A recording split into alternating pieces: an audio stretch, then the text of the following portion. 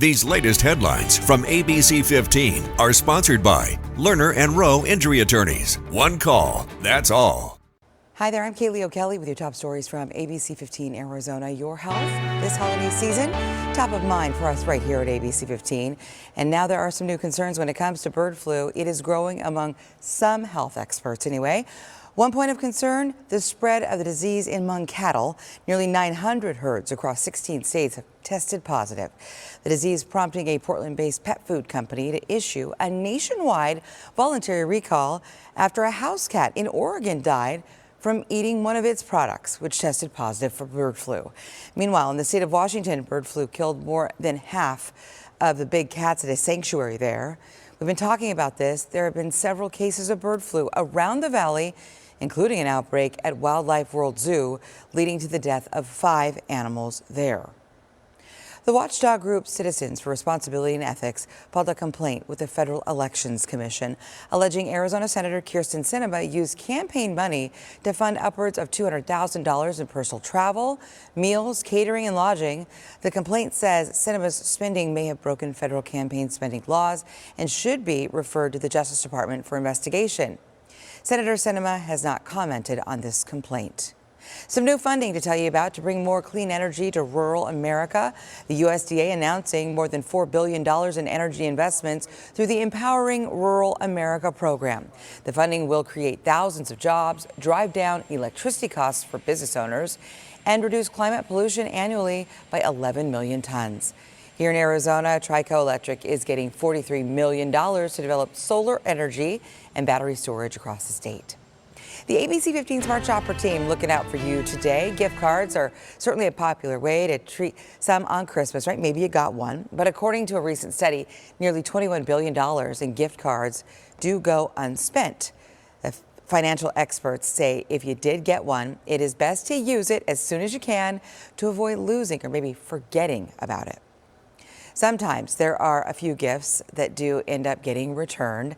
The week after Christmas, of course, is the biggest week when it does come to returns here in this country. And this year, some major retailers are making some major changes when it does come to the return policies. I know.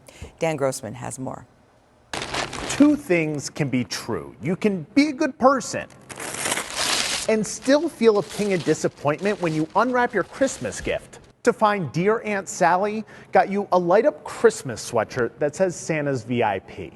You feign excitement, thank her because she has a huge heart, and pray there's a receipt so you can go to the store and return it. If you do that, though, keep an eye out for some changes to those return policies. In June, Amazon added processing fees for high return items.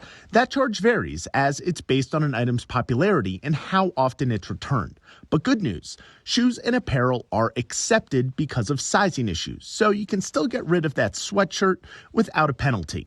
Outdoor retailer REI also announced it could refuse a return, but that's limited to frequent returners. The company says the changes will affect only 0.02% of members who show a pattern of policy abuse.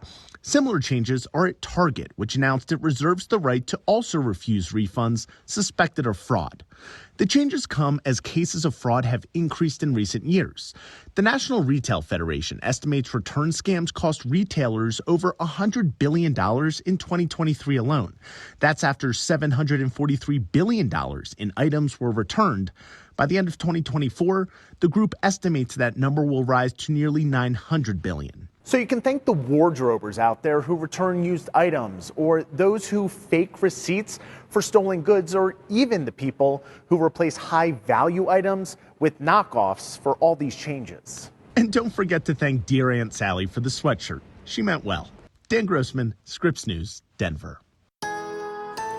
With your most accurate forecast, I'm meteorologist Jorge Torres. Today will be a mostly cloudy and a cooler day here in the valley, with temperatures starting off in the upper 40s in the morning, warming up to the lower 60s at midday, and our forecast calling for highs in the upper 60s, near normal for this time of year. But we're also under a no burn day here in Maricopa County, not just for today, but also for tomorrow, meaning wood burning is prohibited throughout the county. And if you have those respiratory issues, asthma, COPD, bronchitis, you'll want to limit your time outside.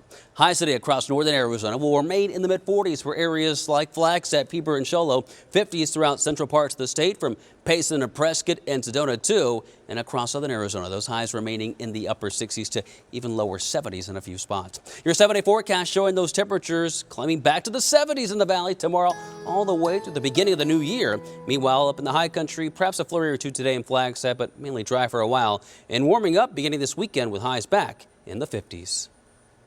And for the latest headlines, weather, and traffic, head to abc15.com or download our free ABC15 mobile app. These latest headlines from ABC15 are sponsored by Lerner and Rowe Injury Attorneys. One call, that's all.